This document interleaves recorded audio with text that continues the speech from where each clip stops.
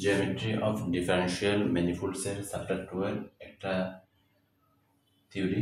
একটি পেঁচানো বক্ররেখার স্পর্শক দ্বারা সৃজিত তল প্রসারণযোগ্য, এটা আমরা প্রমাণ করব। তার আগে আমরা এই সূত্রগুলো আমরা এখানে ব্যবহার করব। তাহলে এটা প্রমাণ করা যাক। মনে করি x is equal to x of s হচ্ছে আমাদের সেই কাঙ্ক্ষিত বক্ররেখা স্পর্শক, এটা হচ্ছে আমাদের স্পর্শক। পেঁচানো বক্ররেখার স্পর্শক দ্বারা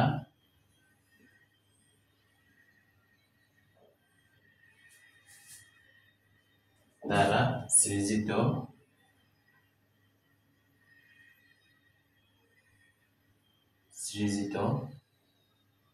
তলের উপর কোন বিন্দুর অবস্থান vector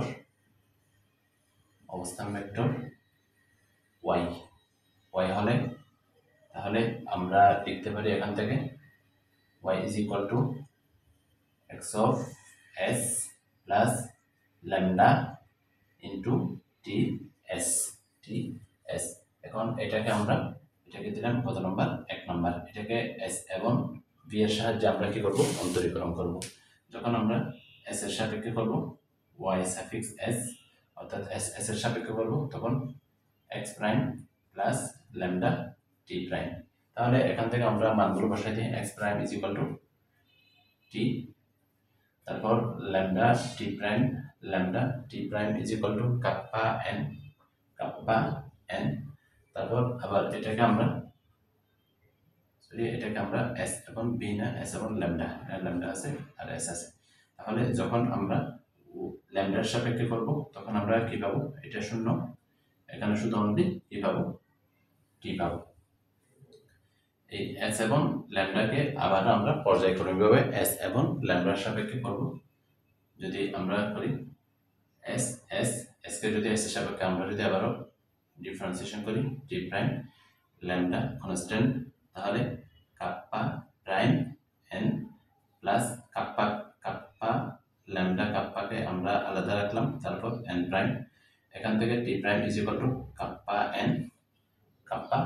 n plus lambda kappa prime n plus lambda kappa n prime is equal to tau b minus kappa t। তাহলে আমরা যদি এগুলোকে আমরা যদি গুণ করি আমরা পাই kappa n plus lambda kappa n plus lambda kappa tau b minus plus minus lambda kappa t। আবার আমরা কি করব? s কে আবার ল্যামডার সাপেক্ষে আমরা যদি করি তাহলে কত পাবো? শূন্য পাবো। আবার s কে ল্যামডার সাপেক্ষে করি, ল্যামডার সাপেক্ষে আমরা যদি করি, হ্যাঁ ল্যামডা আছে, তাহলে এটা লিখতে পারলে শূন্য প্লাস কাপ্পা n। এরপরের কাজ হবে আমরা আমাদের কি লাগবে? n লাগবে। n is equal to y suffix s vector গুণন y suffix lambda divided by root over e z minus f square। এটা ব্যবহার করব। এটার সমান আরেকটা দেওয়া আছে y s lambda ম্যাগনিটিউড, তারপর y s cross vector y lambda। তাহলে এটা আর এটার ক্রস ভেক্টরের ম্যাগনিটিউড। তাহলে আমরা এটা ব্যবহার না করে আমরা ব্যবহার করব কোনটা? এটা ব্যবহার করব। তাহলে এখন আমাদের লাগবে কোনটা? y s vector y lambda। এটা যদি আমরা বের করি y s cross vector y lambda is equal two, তাহলে y এর সমান কত? t plus lambda kappa n cross vector into lambda সমান t। তাহলে আমরা যদি টি কে টি এর সাপেক্ষে কি করি,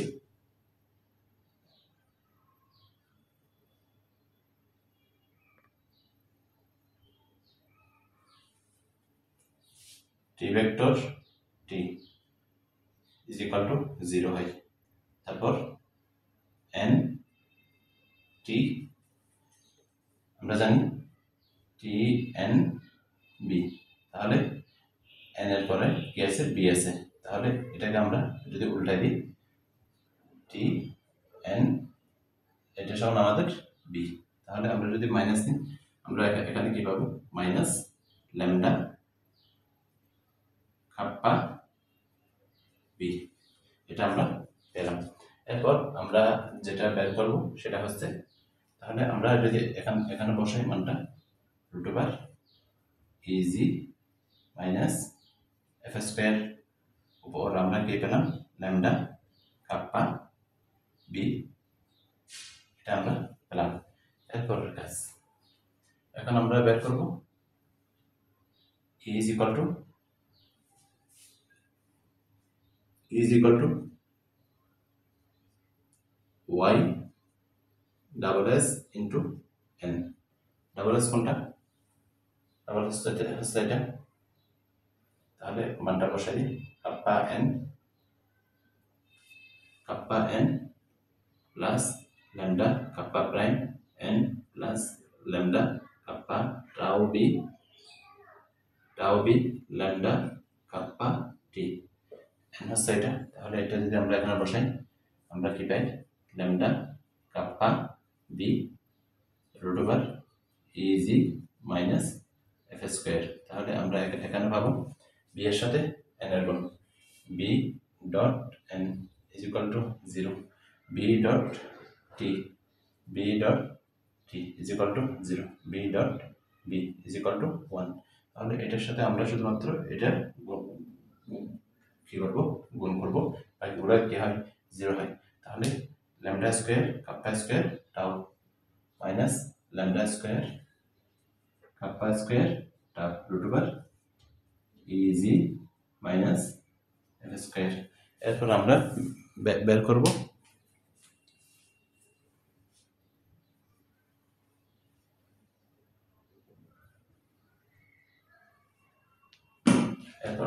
আমরা ই এর মান, ই বের করছি, এখন আমরা বের করব F is equal to Y suffix S lambda into N. তাহলে এস ল্যামডার মান কত, কাপ্পা এন ইন্টু, আমরা এন এর মান কি পেয়েছি, minus lambda kappa N divide by root over EG minus F square. আমরা যদি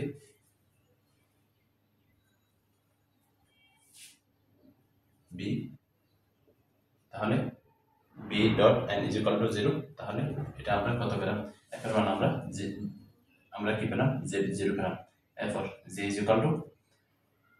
ইকুয়াল টু আমরা পাই Y suffix lambda into lambda into N. তাহলে ওয়াই ডাবল ল্যামডার মান আমরা পেয়েছি কত, 0 পেয়েছিলাম আমরা, তাহলে 0 into something is equal to 0। এখন আমরা গাউসিয়ান বক্রতা 1 এর, তাহলে আমরা যে 1 নম্বর সমীকরণ ধরেছিলাম, তাহলে 1 নম্বর সমীকরণের গাউসিয়ান বক্রতা kappa is equal to EG minus F square divided by EG minus F square. তাহলে 0 ইজি মাইনাস এফ স্কোয়ার, তাহলে জি এর মান 0, এফ এর মান 0, তাহলে সেজন্য 0 divide by something is equal to 0। এরপর যেহেতু এক নং তলের গাউসিয়ান বক্রতা টাউ ইজ ইকুয়াল টু 0, সুতরাং 1 নং তল প্রসারণ যোগ্য, ডেভেলপেবল প্রসারণ যোগ্য। শেষ, এই পর্যন্ত।